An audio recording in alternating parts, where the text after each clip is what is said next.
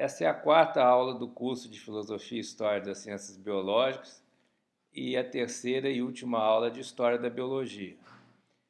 Na aula passada eu parei no período moderno, me fazendo referência ao grande debate que se inicia ali e que continua até hoje entre o mecanicismo e o vitalismo.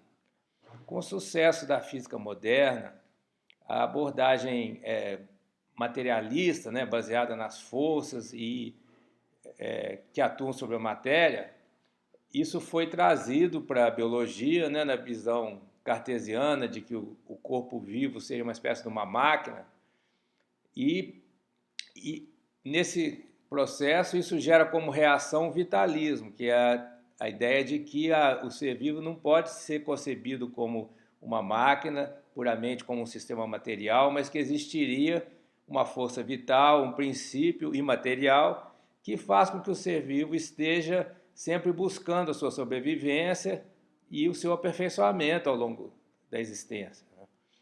Então começa a haver uma série de abordagens rivais à abordagem materialista, mecanicista da vida, que derivou do próprio sucesso da física clássica.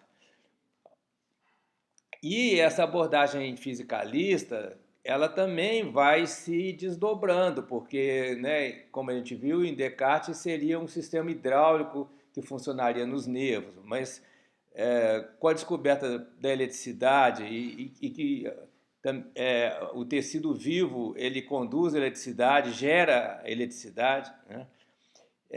Inclusive experimentos, né, com animais como o sapo, né, que foram fundamentais para a descoberta da condução elétrica, né, no momento inicial, né, em que se utilizou a eletricidade, a condução da eletricidade no ser vivo, até na própria pesquisa física. E, paralelamente, havia uma série de abordagens que usavam a ideia do princípio vital para distinguir o ser vivo dos seres não vivos. Então, foi resgatado o princípio aristotélico chamado da teleologia, né, que seria essa ação voltada para uma meta futura, que seria como operaria, né, a causa final. E isso foi resgatado dentro da biologia, por exemplo, com Hans Driesch, que fez um experimento famoso com o ouriço do mar. No início do processo embriológico, ele dividiu o ouriço em duas partes e cada uma dessas partes se desenvolveu e se transformou num ouriço completo. Então, isso seria uma prova de que existe, né, em cada uma dessas metades o princípio do todo, né, que leva a um desenvolvimento para o animal adulto, de uma forma que aquelas partes faltantes são reconstituídas pelo sistema devido a essa causa final que opera ali, né? Para a época, isso foi uma explicação bastante convincente, né? E que se via essa função de distinguir o domínio físico, material, do domínio biológico, em que operaria o princípio vital. Então, essa ideia do vitalismo, ela serviu para o início da distinção entre a biologia e a física. Temos também abordagens que a gente poderia situar como intermediárias, que aproveitavam tanto os conhecimentos de física e química, quanto essa ideia do princípio vital para entender o ser vivo. A gente pode colocar aí a homeopatia de Hahnemann, que através da manipulação, da diluição, né, e da sucção, quer dizer, movimentos, né, que induzem um estado vibracional no substrato material, poderiam então gerar um efeito biológico, servindo como um incentivo para que a força vital ela se fortalecesse, desculpe a redundância, e no caso de doenças, né, o próprio organismo se reagisse a uma doença, a um problema metabólico e superasse, né? Quer dizer, a força interior da vida superasse a doença, né? Então, surgiu uma discussão muito grande, né, na área médica, que continua até hoje, né, da questão da homeopatia e da alopatia. A alopatia mais presa aos princípios físico-químicos, né, da ciência convencional, né, que se transforma na área de fisiologia, né, dentro da biologia, e a homeopatia com uma visão que acaba se aproximando da física quântica, que é a física do século 20, 21, né, que vai ir além da tabela periódica, né, dos elementos químicos e vai procurar entender, né, a base em que tudo isso surge, né, que seriam as funções de onda, emaranhado quântico e superposição, né, noções bastante diferentes da física clássica. Então, é uma discussão que começa aí nesse período do século XVIII para o século XIX e continua no século XX e no século XXI. Ao mesmo tempo, nesse período, no século XVIII, começa também uma outra discussão que continua até hoje, que é a discussão do processo evolutivo, né? Aquelas ideias evolucionistas que a gente já viu nos gregos com Empédocles, né? Elas retornam aqui com toda a força, se contrapondo à visão fixista do Linneu e da teologia medieval, né? Aquela ideia que Deus criou as espécies já na forma definitiva dessas espécies e que a diferente distribuição de seres vivos se deveria apenas às catástrofes, né? Que é a teoria do Cuvier, a teoria das catástrofes. Então, Buffon, cronologicamente, né, ele foi o primeiro a resgatar a ideia da adaptação, da importância dos fatores ambientais para a forma de vida, a importância da migração, para a gente explicar a distribuição desigual, diferente da vida sobre o planeta. Então, com a migração, acontece um fenômeno muito importante que é o chamado isolamento geográfico de uma população menor, que se separa de uma população maior. E aí, nessa população menor, e nas suas interações com o ambiente, ocorre um processo adaptativo que gera diferenças entre essa população menor, que vai se tornar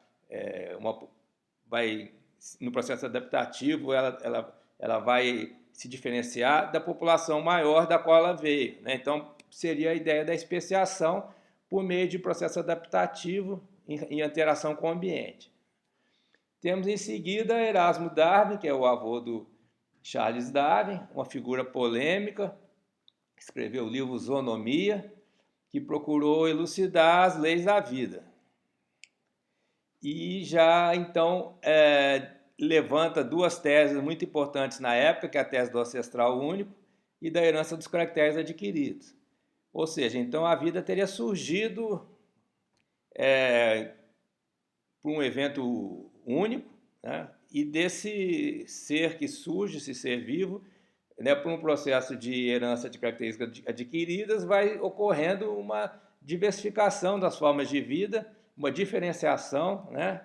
E através dos movimentos migratórios vai havendo o espalhamento da vida no planeta, a partir de uma origem única.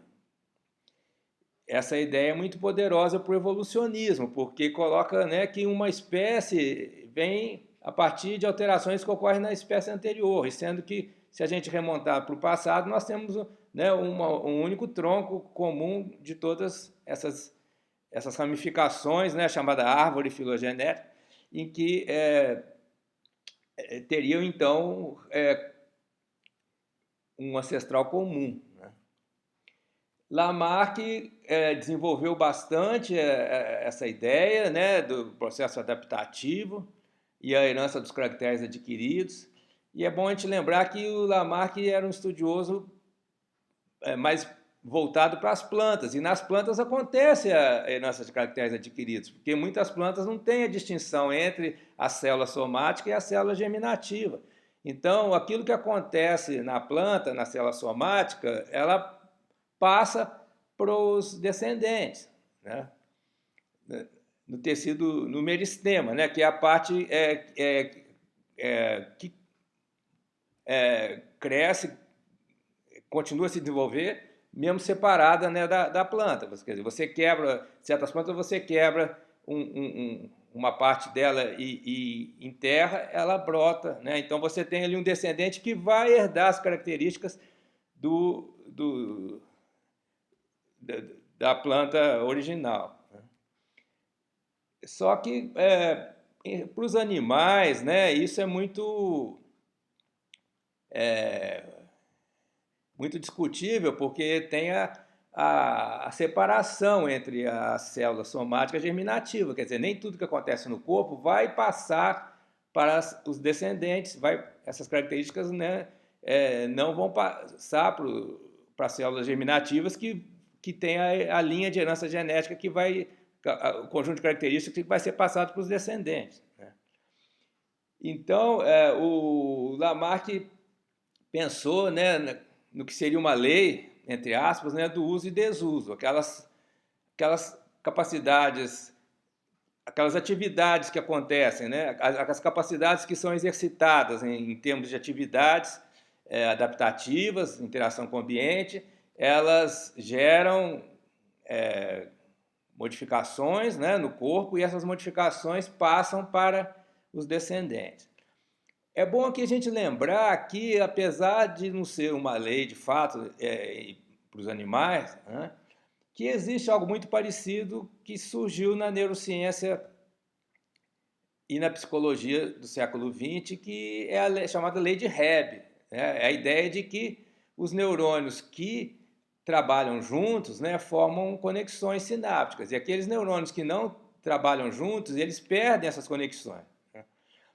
É chamada plasticidade cerebral ou neural.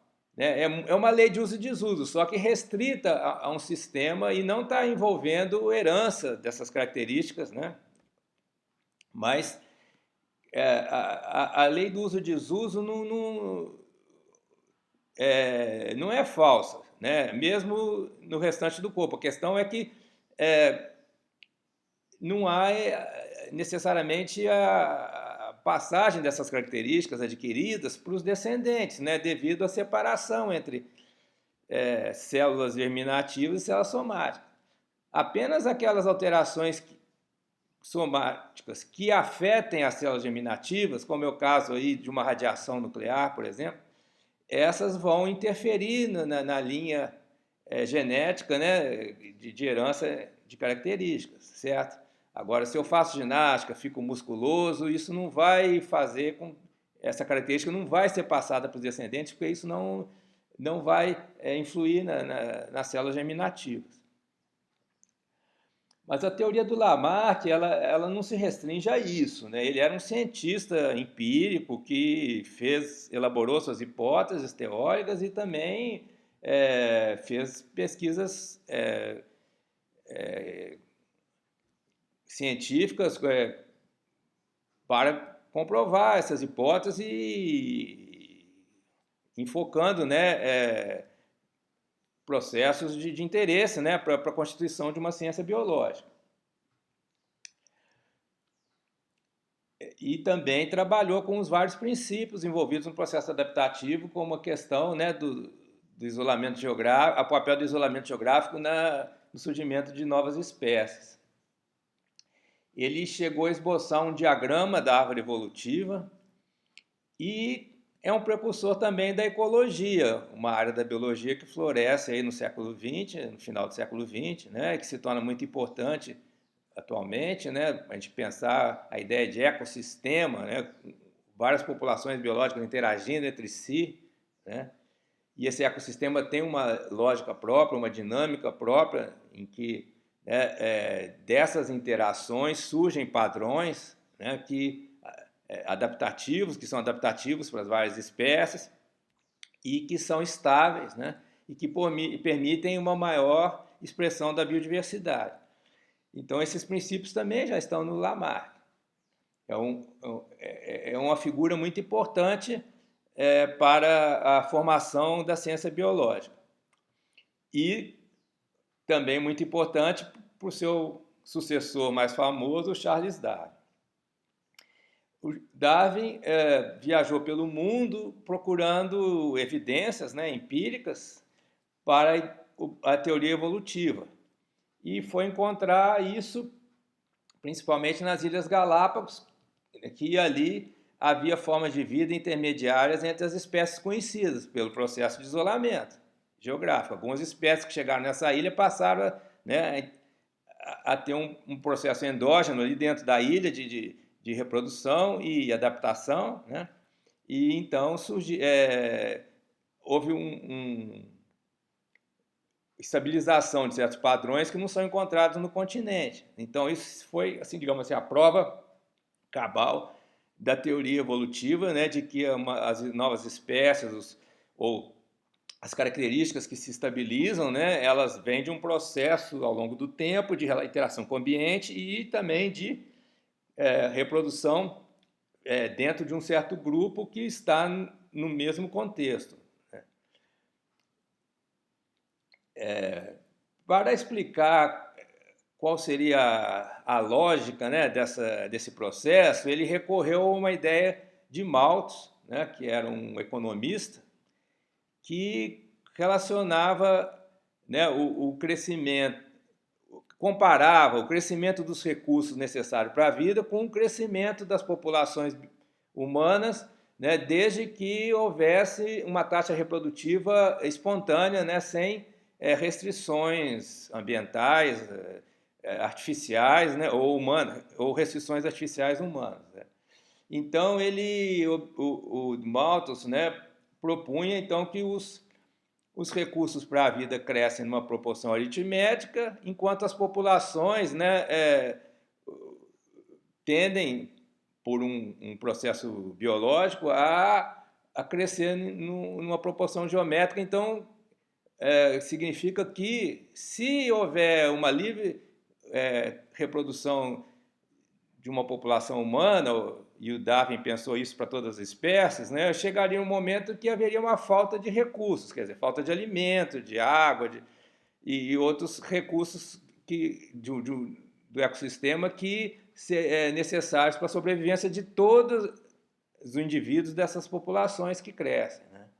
Então, tinha que haver um mecanismo de estabilização para evitar que acontecesse essa explosão demográfica que geraria uma escassez muito grande de recursos e poderia levar até a extinção daquela população ou de uma espécie. Né?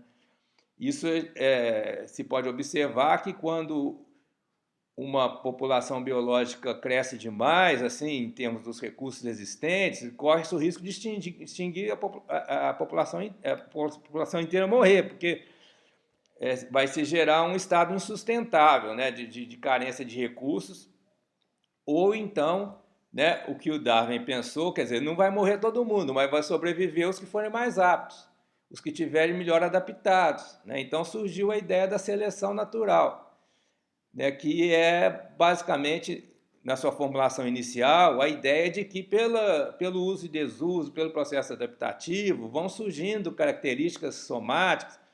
Né? Vamos lembrar a teoria das gêmulas, né? Partículas do corpo vão se deslocando para para as células germinativas, gerando então características mais adaptadas, né, nos descendentes. E esses descendentes vão ter que então lutar pela vida, porque os recursos tendem a ser escassos, né? O número de indivíduos cresce mais do que o ecossistema em que se vive é capaz de comportar, e vai ter que haver então um processo seletivo que não vai ser possível todos esses descendentes sobreviverem. Vai haver uma restrição da sobrevivência àqueles que forem mais adaptados. E isso se aplica tanto numa população de uma espécie, quanto no ecossistema, quer dizer, na interação entre todas as espécies.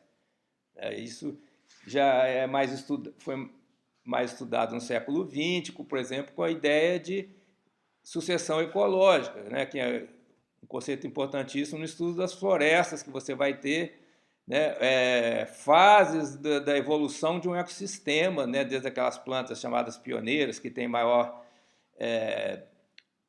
interação com a luz, né, elas não precisam de sombra, ou pelo contrário, elas se beneficiam de uma exposição direta para a luz, né, e espécies que vão crescer na sombra das pioneiras e depois vai haver uma interação em todas essas espécies, chegando no que chama de estado clímax, que tem a maior biodiversidade e o menor consumo de recursos, porque há uma interação construtiva, né? Uma espécie gera o recurso para outra, né? E um aproveitamento máximo da luz, né? da água, dos recursos essenciais. Então, esse tipo de abordagem que é importantíssimo para a biologia atual, né, que tem aí na ecologia uma das suas principais vertentes, né, isso já começa com Lamarck e Darwin, né, e levantando uma série de questões, né. Então, o Darwin, com base no Malthus, ele percebeu que as taxas de reprodução espontânea das populações e o consequente aumento populacional seria de uma magnitude maior do que o crescimento dos recursos, né, como os alimentos, o que geraria, né, o que ele chamou de luta pela vida, que também não vamos pensar que exclui a colaboração, né. É um processo em que há uma luta pela vida, mas também há uma série, né, de simbioses, de processos de interação construtiva em que os indivíduos e populações também cooperam entre si para a vida, né, para ampliação e manutenção da vida. Mas, devido a essa restrição colocada pelo Malthus, né, vai haver um funil aí que nem todos poderão sobreviver. O Darwin elaborou por 10 anos essas ideias, mas ele tinha receio de publicar, pensando, mas qual vai ser a consequência disso? Porque, né, se todos os seres vivos têm um ancestral comum, e é um processo, né, gradual, lento e gradual, de acúmulo de modificações a partir dessa interação com o ambiente, a partir da seleção natural, a luta pela vida, isso significa que o ser humano veio de um ancestral primata, né? E nós não somos uma criatura diretamente geradas por Deus ou, né, ou por uma força transcendente, né? Inclusive a nossa espécie está dentro desse processo aí. Nós somos mais um animal que é parte dessa cadeia da vida, né, ou chamada árvore da vida, que vai se constituindo, né, ao longo dos milhões de anos aqui da Terra, né? Então ele tinha muito receio de publicar a origem das espécies, né, o livro em que ele anunciou essa teoria, mas ele teve contato com um outro pesquisador, o Wallace, que também estava elaborando as mesmas ideias. Então, ao invés de rivalizar um com o outro, eles entraram em acordo e publicaram juntos um artigo, né, sobre a teoria que eles estavam elaborando. Em 1858, então, eles fizeram uma publicação conjunta. Então, a gente considera Darwin e Wallace como sendo autores da teoria evolucionista, que é conhecida como teoria darwiniana, mas seria também do Wallace, porque foi de modo independente, o Wallace também chegou às mesmas conclusões que o Darwin. E em 1859, o ano seguinte, então, o Darwin publicou A Origem das Espécies, que teve a sua edição esgotada e teve uma repercussão enorme, né? Muitas vezes uma repercussão negativa pelas implicações que a teoria evolucionista do Darwin trazia não só para a biologia, mas para para a concepção que o ser humano tem de si mesmo e do mundo, né? Do processo evolutivo que pode ser estendido, né, da evolução biótica, que foi tratada por Darwin, para a evolução do cosmos como um todo, né? Então, se eu pensar também uma implicação que vem para o século XX, né, de que toda a realidade está num processo evolutivo. Aí vem teorias como tipo Big Bang, né? Aqueles que procuram uma origem para isso tudo vão, então, remontar ao Big Bang. Né?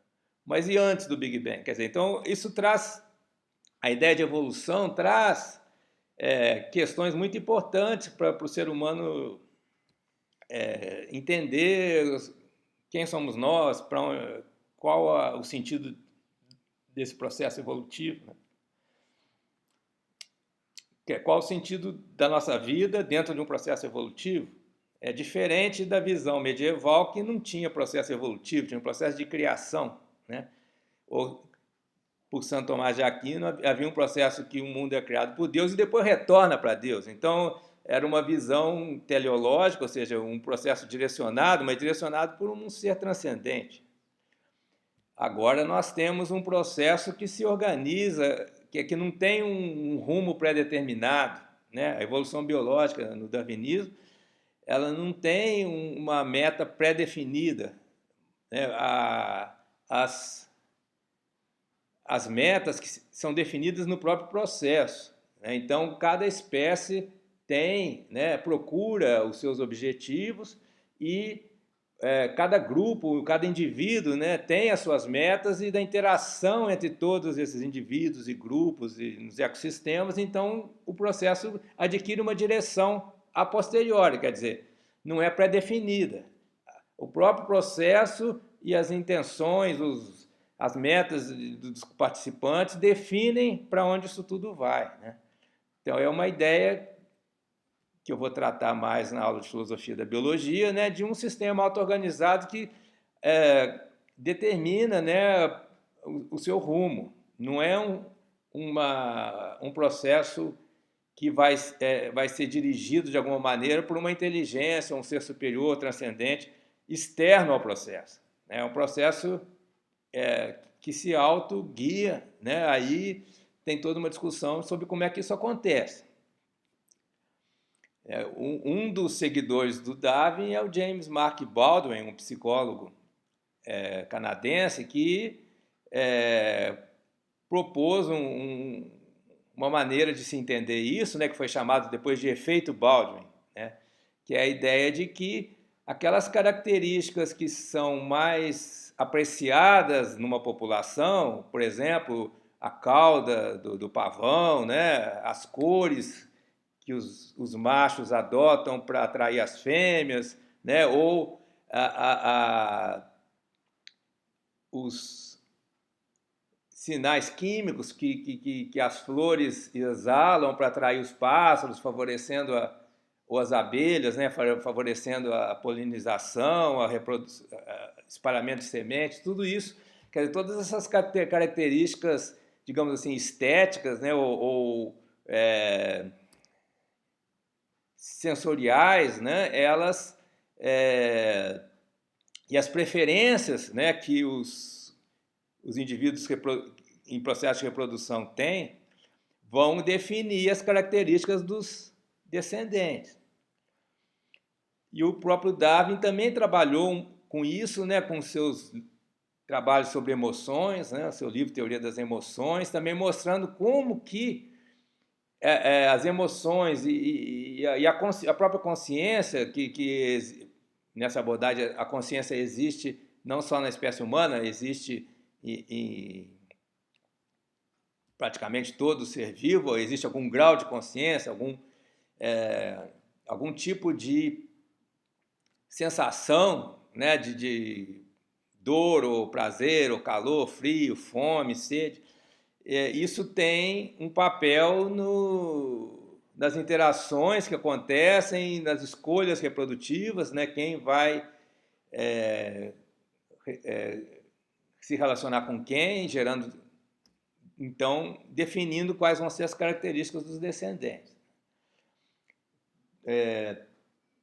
Então, a partir de Darwin, uma série de linhas de pesquisa que vão ser muito importantes para a biologia do século XX vão se formando. Depois da união do darwinismo com a genética mendeliana e surgimento da genética de populações, também nós vamos ter um grande progresso teórico nas ciências biológicas, que eu vou tratar daqui a pouco. O século XIX é muito importante na formação do que veio a ser chamado de ciência biológica. Não só pela teoria evolutiva, mas também em áreas como a teoria celular, a microbiologia, o início da imunologia e a fisiologia. A teoria celular ela é muito importante porque possibilitou relacionar plantas, animais e outras formas, né, de vida que foram sendo descobertas por uma característica comum que é a célula. Ela foi desenvolvida por Schleiden e Schwann, né, o primeiro propondo que a célula seria a unidade estrutural e funcional dos seres vivos, todos os seres vivos, né, não só dos animais ou só das plantas, mas de todo ser vivo. Quer dizer, então a vida é relacionada com a célula. É muito difícil definir o que é a vida, né? Nós também vamos ver isso na filosofia da biologia, mas tem um consenso assim que a vida é alguma coisa que acontece em unidades, né, que são as células. E Schwann introduziu a noção de metabolismo para os processos bioquímicos que ocorrem na célula. Então, também, para a gente entender a vida, a gente tem que entender a célula, né? Um compartimento, é uma membrana, um núcleo, né? Vários organelos, citoplasma, etc. E ali acontece um negócio que a gente chama de metabolismo, certo? Então, a vida é basicamente isso. Basicamente, porque a partir daí, né, tem muitos processos importantes, por exemplo, na neurociência, que vai ser um assunto aí muito desenvolvido no século XX. Nós temos, né, processos elétricos pela movimentação de íons. Né? E esses processos eles não acontecem só dentro da célula, acontecem entre as células. Formando ondas que a gente registra, né, pelo eletroencefalograma. Então, a célula e o metabolismo são noções básicas para a vida, mas além desses processos básicos, há outros fundamentais, como essas correntes iônicas, né, que inclusive são necessárias para um mamífero estar vivo, né? Sem essas ondas iônicas, nós temos a morte cerebral ou a parada cardíaca a nossa vida não seria possível, mas talvez um ser unicelular não precise dessas ondas iônicas como nós precisamos. Apenas a existência da célula e do metabolismo já caracterizam essa forma de vida unicelular. Bem, essas discussões então começam aí, né, com a teoria celular. Kolliker aplicou a teoria celular em embriologia, mostrando que o ovo é uma célula única e que a divisão nuclear precede a divisão celular. E aí começou a se avançar no entendimento da hereditariedade, né? Que aí vai ser, nessa passagem do século XIX para o século XX, tem uma série importante de descobertas e de teorias que vão possibilitar a gente entender, né, como é que acontece a herança genética. Então, isso vai levar a um abandono daquela teoria das gêmeas, que o Darwin ainda acreditava, né, sendo trocado pela ideia da genética mendeliana, como nós já vamos ver. Em 1875 foi descrito o processo da mitose. Em 1882, a fixação das células em tecidos. Em 1888 foram visualizados cromossomos. Em 1897 foram identificadas as mitocôndrias. Então, são grandes avanços na teoria celular que vão ter um impacto muito grande no século XX. A microbiologia e o início da imunologia são também um capítulo formidável aí nesse período, né? Final do século XIX, início do século XX, porque também nessa época havia o combate contra grandes epidemias, né? Como o antraz, a sífilis, né? E principalmente a tuberculose, que matava muita gente, e que, para a qual um remédio eficaz foi só a penicilina, já no século XX, com Fleming. Mas durante o século XIX foram feitas muitas tentativas para encontrar uma vacina ou um remédio para a tuberculose. Nessa época também que surge o conceito de vacina. E os médicos, uma corrente médica nesta época começa então a defender a chamada teoria microbiana da doença, que não era aceita, né? Porque o paradigma dominante era o chamado processo multifatorial, quer dizer, toda doença teria muitas causas, não seria um fator único como o micro-organismo que causaria uma doença. Precisaria haver uma conjunção de fatores para que um animal saudável ficasse doente e morresse, né? Mas Pasteur na França e Robert Koch na Alemanha, eles eram os defensores da teoria microbiana. Eles estavam pesquisando, né, organismos invisíveis ao olho nu,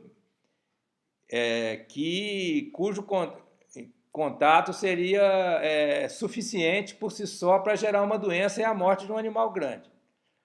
Então, essa hipótese não era aceita na época, né? Ia contra o paradigma vigente.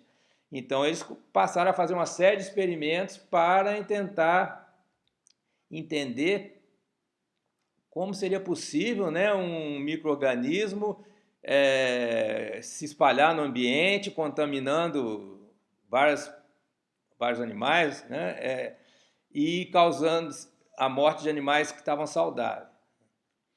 Nessa pesquisa para comprovar a teoria microbiana da doença, né, o Pasteur descobre o princípio da vacina de uma forma considerada acidental, né? Então, o que aconteceu foi que o sobrinho do Pasteur recebeu uma tarefa de inocular galinhas com uma cultura microbiana e ele saiu de férias e deixou por alguns dias aquela cultura na temperatura ambiente, em contato com o oxigênio, com o ar. E houve um processo de atenuação, né, que depois foi interpretado em termos aí de oxidação e também isso a temperatura também era um fator crítico ali. Mas houve um processo de atenuação, então quando as galinhas foram inoculadas com aquela cultura, elas não morreram, né? Aí o Pasteur virou para o seu sobrinho e falou: o que aconteceu? Ele falou: eu saí de férias, deixei alguns dias aí a cultura, e depois que eu inoculei, as galinhas não morreram. Aí o Pasteur, né, já começou a entender as coisas, falou: então pega uma cultura fresca, inocula nessas galinhas e também inocula em outras galinhas que não receberam aquela primeira dose, né? E aí o que aconteceu, né? Eureka, né? As galinhas que tinham recebido aquela cultura atenuada não morreram e as galinhas que não tinham sido imunizadas, né, vacinadas, morreram. Então o Pasteur falou: nós temos uma vacina, né? Isso é um exemplo assim, de uma descoberta científica que não foi programada, mas só foi possível porque estava se fazendo uma pesquisa científica, então o que se encontrou foi diferente daquilo que se estava procurando demonstrar, mas até nesse caso até mais interessante, porque com esse princípio, né, de que o próprio micro-organismo que causa a doença e a morte, numa dose mais fraca, né, num processo de atenuação, ele imuniza, né? Isso aí é uma descoberta também assim épica, né? De grandes consequências. E aí, a partir daí, se começou a pesquisar como prevenir e remediar as doenças que causavam, né, a morte de animais, de várias espécies, né, inclusive as epidemias humanas. Nesse processo aí da microbiologia e da imunologia no século XIX, nós temos também outros autores muito importantes, como o próprio Robert Koch, que descobriu, né, o bacilo da tuberculose, e tentou usar o princípio da vacina para produzir uma droga para tratar pessoas que já estavam em estágio avançado da doença. Só que isso, evidentemente, falhou, porque a vacina é para ser utilizada para prevenir a doença, não para tratar a doença no seu estágio mais avançado. Outras abordagens eram do Behring, que era um rival do Koch, na Alemanha, e que desenvolveu a terapia por soro, né? Então a ideia era inocular o micro-organismo no animal para haver a produção de anticorpos, né? Com esse anticorpo fazer um soro e usar esse soro como remédio para tratar a doença causada por aquele micro-organismo já num estado mais avançado, né? Ele teve sucesso com a difteria infantil, né, que era uma das epidemias da época, né? Então, com esse método de usar o soro, ele conseguiu o resultado contra essa doença. Uma outra abordagem era do Paul Ehrlich, que era a ideia de um tratamento químico, quer dizer, você desenvolver uma substância química que mate o micro-organismo causador da doença. Ele teve sucesso com a sífilis. Ele produziu centenas de derivados do arsênico, né, e foi testando um a um até que um desses derivados se mostrou eficaz para a sífilis. E, ironicamente, né, ao invés de ser premiado, parabenizado por essa descoberta, ele foi muito criticado, porque na época se acreditava que a sífilis era um castigo divino para os pecadores, né? Uma doença que pode ser transmitida de modo contato sexual, né? Então, as pessoas que tinham atividades extraconjugais tinham mais chance de contrair, né? Então, essa doença era vista como um castigo. E ao se descobrir uma cura para essa doença, o descobridor foi criticado por pregadores religiosos da época. E a grande descoberta, né, que possibilitou não só tratar a sífilis de um modo mais eficiente, como também tratar a tuberculose, foi a penicilina, né, que foi descoberta no laboratório inglês, né, por Fleming. É um laboratório que mantinha contatos com Paul Ehrlich e que desenvolveram, né, um método diferente ainda, né, uma outra maneira de se através de uma cultura, né, e que gerasse essa substância, né, penicilina, que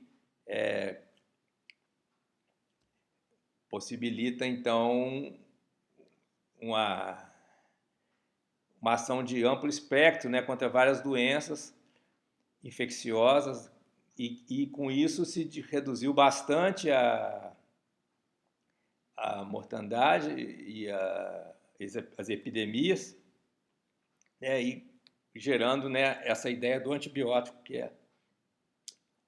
é bastante popular no século XX. Na microbiologia, né, do século XIX, os pesquisadores se beneficiavam de vários progressos anteriores, como Rede Spallanzani, né, nos seus experimentos contra a geração espontânea, que a gente já mencionou, essa teoria. Sydenham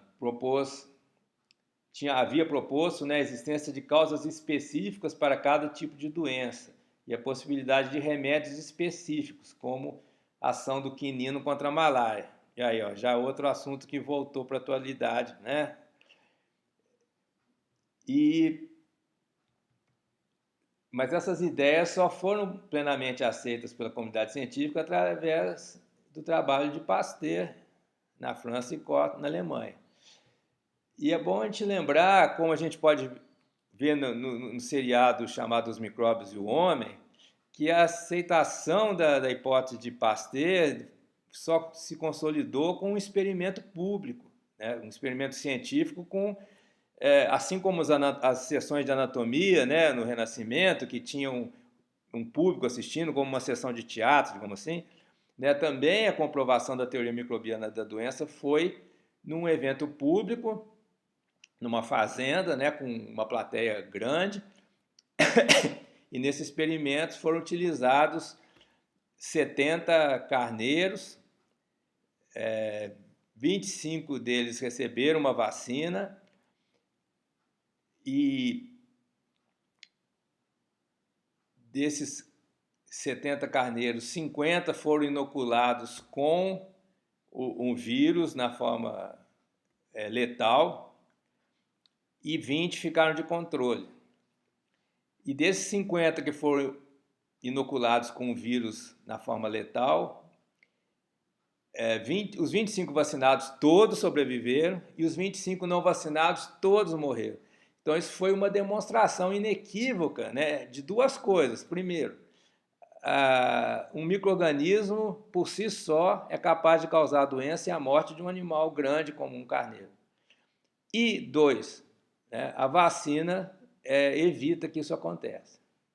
Então isso aí foi um marco histórico, né, que abre aí um novo horizonte, né, para a microbiologia e para a imunologia, que também tem um grande impacto na vida humana, para melhor, né? Essas pesquisas científicas possibilitaram grandes avanços na saúde pública. Todo o processo de vacinação que começa a ser feito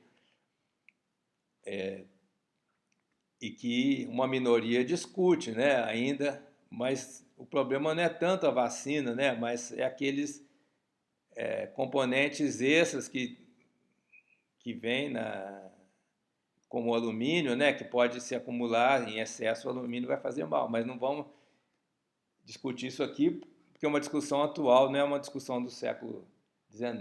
Né? Bem, houve um grande progresso na fisiologia, com a descoberta do papel da eletricidade no corpo vivo, né, no ser vivo.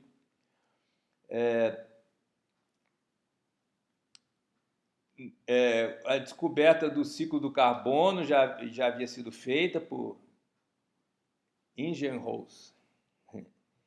E o papel da clorofila na fotossíntese feita por Dutrochet. O ciclo do nitrogênio por Berthelot. E Lavoisier mostrou o papel combinado da respiração, da transpiração e da digestão nas transformações da energia nos seres vivos. Esses são precursores, né, do grande desenvolvimento da fisiologia no século XIX, em que tem dois destaques na área de fisiologia humana.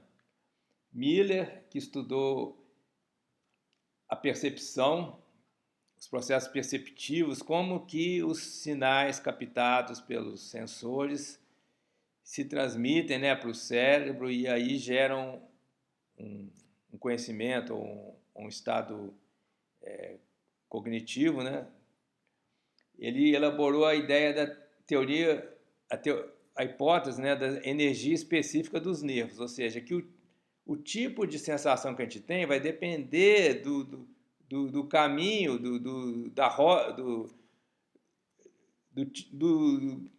do sensor e do nervo que vai levar para o cérebro. Então, se nós temos um sinal que é captado pelos olhos e transmitido pelo nervo óptico, nós vamos ter uma sensação visual. O mesmo sinal captado pelo ouvido e transmitido pelo córtex auditivo vai gerar um outro tipo de percepção que é sonora, certo? Então, o tipo da percepção vai depender da via que é afetada. Um outro fisiologista importante é o Claude Bernard, na medicina humana. Ele publicou um livro chamado Medicina Experimental, em que ele tratava da digestão pancreática, a função glicogênica do fígado, o funcionamento dos nervos e a ação de drogas e venenos no corpo. Tudo isso contribuindo para a noção importante que vai ser mais discutida no século XX, que é a noção de homeostase. Então, nós temos vários processos no ser vivo, processos metabólicos, e isso precisa ser estabilizado, e é esse processo que vai definir a saúde e a doença. O conceito de saúde e doença são muito relativos, certo? A gente nunca está totalmente saudável e também se a doença ficar no seu grau máximo, nós morremos, então a gente está sempre ali, se tiver um polo da saúde, um polo da doença, nós estamos aqui no meio do caminho, e aí como é que a gente avalia isso? E é importante o conceito de homeostase. A homeostase é um certo balanço, uma estabilidade de vários processos que estão acontecendo, e dessa interação pode surgir uma instabilidade que vai fazer a gente pender para o polo da doença e da morte. Então, a ciência médica, e através das suas intervenções, procura evitar que isso aconteça. E não só combater a doença, como promover a saúde. Aí já como fazer Hipócrates, através de atividades que possibilitam um equilíbrio entre aspas, porque equilíbrio parece que você vai chegar num ponto que nada mais acontece, mas não é isso. A homeostase é um processo dinâmico de estabilização, desestabilização, reestabilização, que aí o que a gente chama também de alostase, quando há a reestabilização num outro patamar. A gente é capaz disso, o processo da saúde. Então é isso que a gente busca na área médica, não só combater a doença, mas também promover a saúde, obtendo essa estabilidade dinâmica. Bem, na virada do século, há uma grande revolução na genética. E boa parte disso se deve aos trabalhos de Mendel, que viveu de 1822 a 1884. Mas o impacto, ele publicou 2 artigos que tiveram seu impacto pós-morte, por volta de 1900. Ele era um monge que fazia experimentos no jardim do monastério e verificou que o crescimento e as características das plantas dependem muito de fatores hereditários que ele chamou de gene. Esses genes eram uma entidade teórica, ele não tinha a menor ideia que o gene está ligado com o DNA que está no núcleo da célula.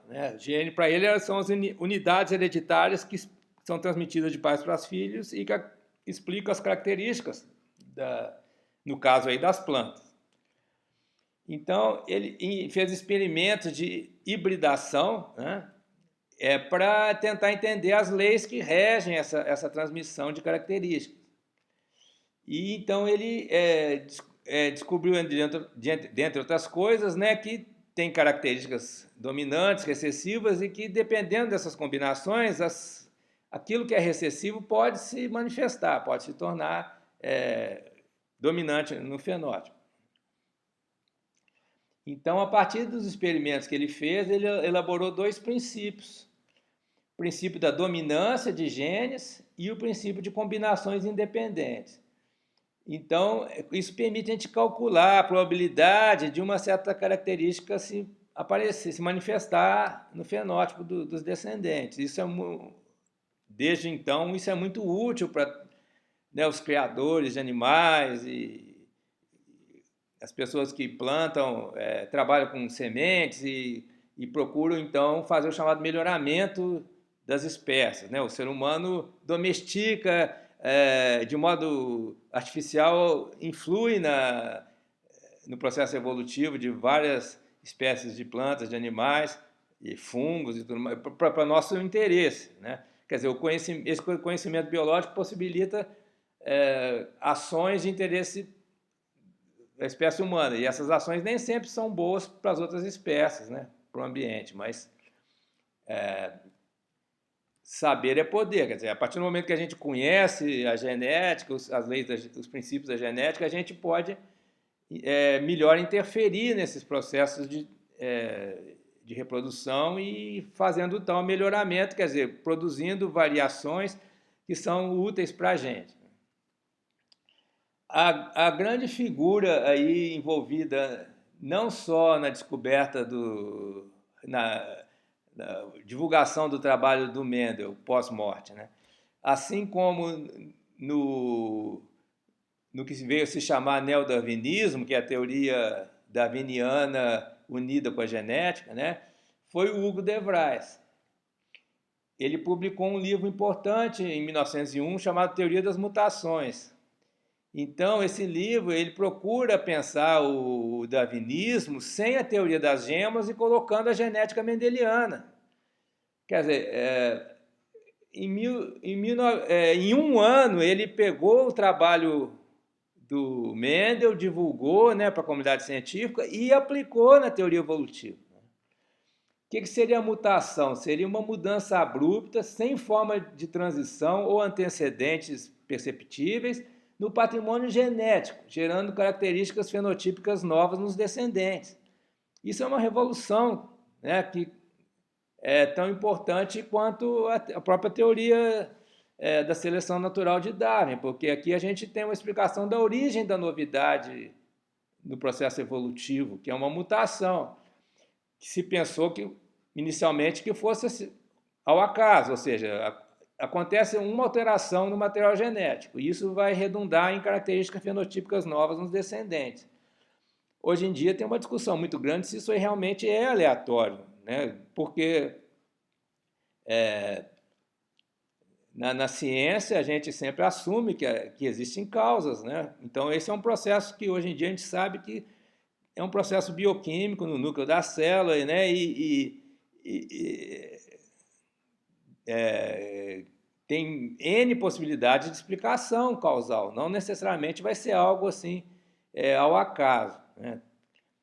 Totalmente ao acaso, né, a mutação. Então, essa teoria das mutações ela tem uma grande importância histórica, mas não é para a gente tomar literalmente, assim como se fosse alguma coisa inexplicável, né? Tem toda uma série de possibilidades de se entender o que seria uma mutação. A partir do trabalho de Mendel e de seu resgate por de Vries, no século XX houve uma série de desenvolvimentos importantíssimos. Em 1902, Bateson identificou o paralelismo dos genes, chamando de alelos. Boveri e Sutton, ainda em 1902, propuseram que os genes seriam parte do cromossomo. Quer dizer, então o gene ele tem uma existência física, né, no núcleo das células, né, nos cromossomos. Morgan, em 1909, sugeriu que os genes têm um locus no cromossomo.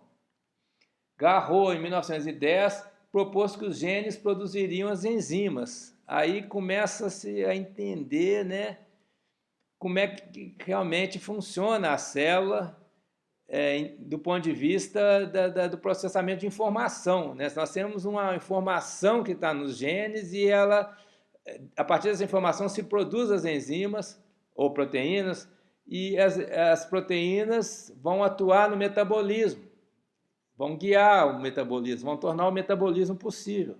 O metabolismo é uma noção que há poucos anos havia sido definida.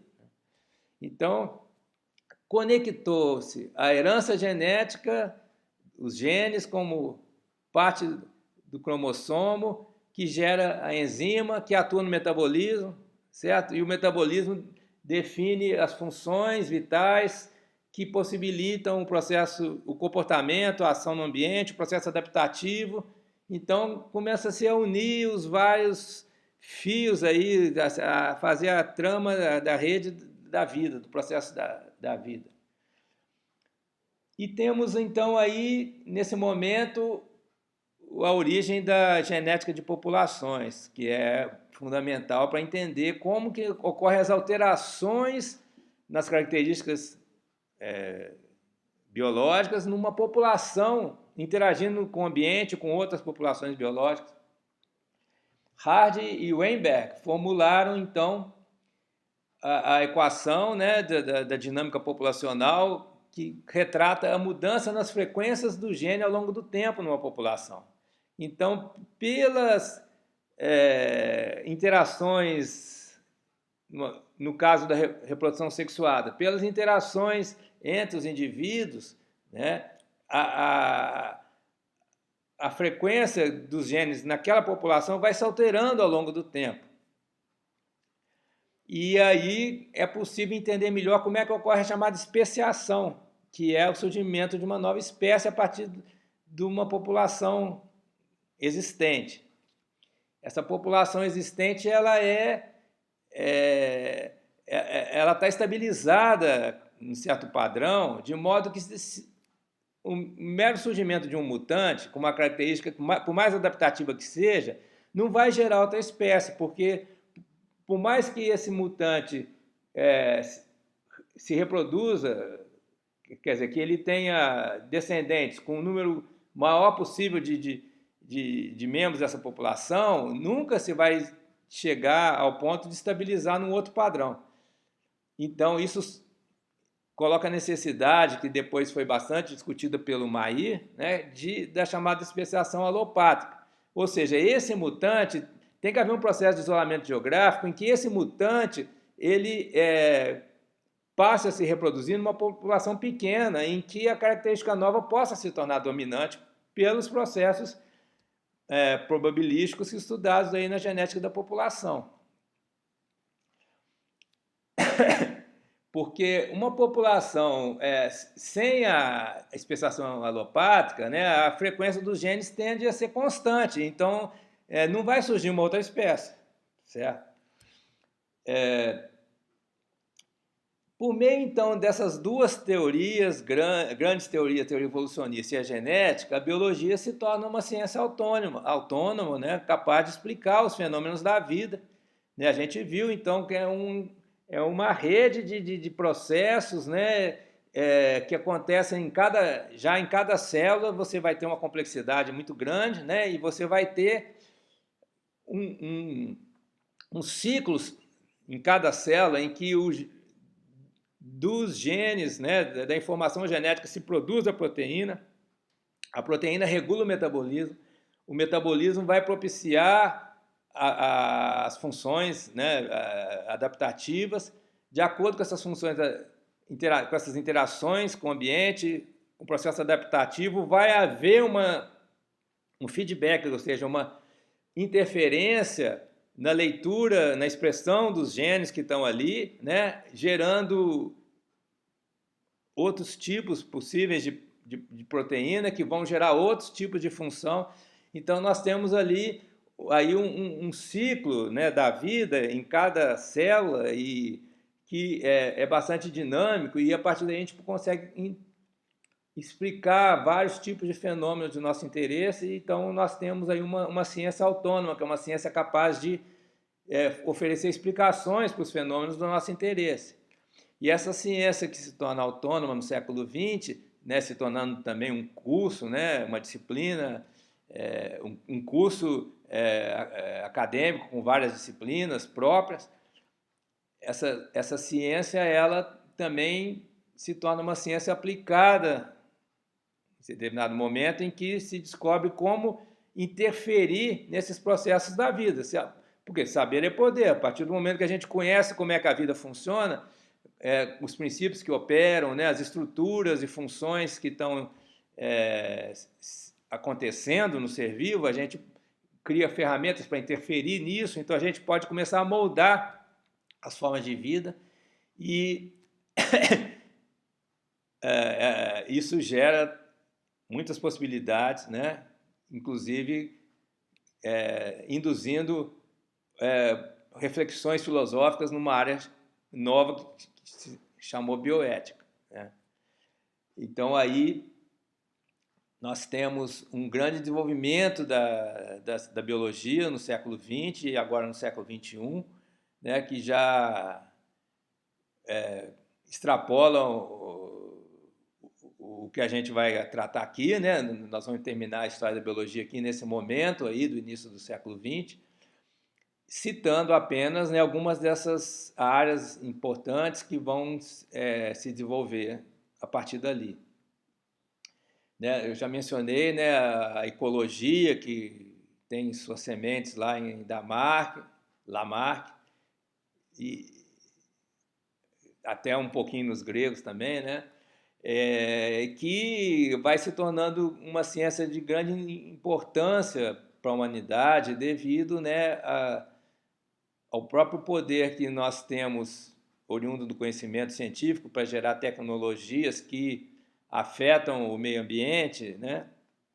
A gente precisa também entender como que a Terra como um todo ela vai reagir a todas essas alterações, né? Então surge aí, por exemplo, a hipótese Gaia, com Lovelock e Margulis, né, que entendem que a Terra como um todo seria como se fosse, literalmente, um ser vivo que reage ao que acontece a partir das ações humanas, né? Mas a gente também precisa da ecologia para ecossistemas específicos, né? Como no caso da Amazônia brasileira, né? Se calcula que se o desmatamento chegar passado uma certa faixa, vai haver um processo irreversível. Pode-se, inclusive, certas áreas sofrer um processo de desertificação, por se perder aquela interação de fatores que possibilitam a biodiversidade de alto grau que temos ali, né? Então, se perdendo essa biodiversidade, né, ocorre um processo progressivo de perda da variedade, né? E como o solo, nas suas camadas ali intermediárias, ele é árido, né? Ele é de semiárido ou árido, né? Se perder as camadas superficiais pela erosão e, né, a partir do desmatamento, então se pode ter uma desertificação, como se supõe que aconteceu em outras regiões do planeta, né? O próprio interior dos Estados Unidos, que é um grande deserto, né, já foi uma região que tinha maior biodiversidade, né? O próprio Nordeste brasileiro teve regiões que tinha maior vegetação, né, e que com o cultivo da cana isso prejudicou a regeneração do ecossistema, então aí houve uma certa desertificação. Então, a ecologia surge como um estudo de grande interesse para a humanidade. Outros estudos que se desenvolvem, né, são na área de neurociência, comportamento animal, a etologia, né? Na neurociência nós temos progressos muito importantes, né? A década de 1990 foi chamada década do cérebro, com investimentos assim, de muito dinheiro, né, na pesquisa sobre o cérebro, desenvolvimento de tecnologias para a gente mensurar a atividade cerebral. Isso hoje em dia é muito útil na própria medicina, né? A biologia molecular avançou bastante, né, com os projetos Genoma, por exemplo, de várias espécies, para mapear os genes dessas espécies, né? Hoje em dia se procura avançar também no mapeamento das proteínas, né, dos tipos de processo de sinalização, tipos de processo metabólico, né? Então temos esses grandes projetos que procuram levantar uma grande quantidade de dados para a gente entender melhor como é que funciona uma única célula ou como funcionam sistemas mais complexos, como no caso o cérebro, que é considerado o sistema mais complexo, né, que existe. O cérebro, principalmente o humano, né, que tem assim tantas funções, né, que nos possibilitam, inclusive, fazer a ciência e a filosofia e a linguagem verbal, nos comunicar pela linguagem verbal e desenvolver tecnologias aí como a internet, comunicação de redes sociais, etc, etc. Bem, então eu encerro aqui a aula as nossas aulas sobre História da Biologia, certo? E convido vocês para a continuidade do nosso curso, que vai tratar da filosofia da biologia, interação ciência e sociedade e vários outros tópicos importantes na formação de um biólogo no século XXI. Tá? Até mais.